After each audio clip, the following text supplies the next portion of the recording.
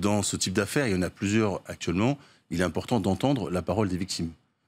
Mais en même temps, il est aussi important d'avoir la justice.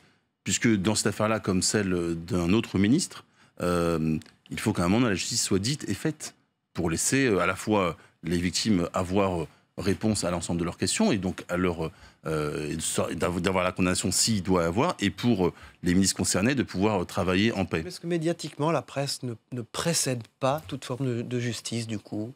Et c'est pour ça que j'en appelle à chacun à la responsabilité. Genre, il faut entendre la parole des victimes et il faut aussi permettre à la présomption d'innocence de s'appliquer. Et pour cela, la réponse, c'est le droit, c'est la justice. Est-ce que pour vous, aujourd'hui, Rachid Temal, il y a une affaire Hulot? Je ne sais pas. Tout le monde dit qu'il y a bien une personne, mais on ne connaît pas son nom.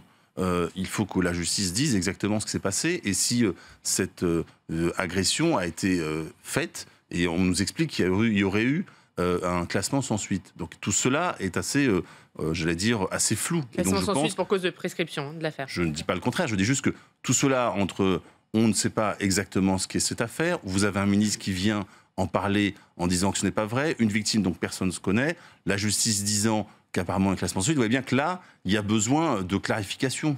Alors, je pense que c'est ça la nécessité aujourd'hui. C'est pas de savoir, et c'est pas mon rôle, de dire qui a raison, qui a tort, est-ce qu'il y a eu agression sexuelle.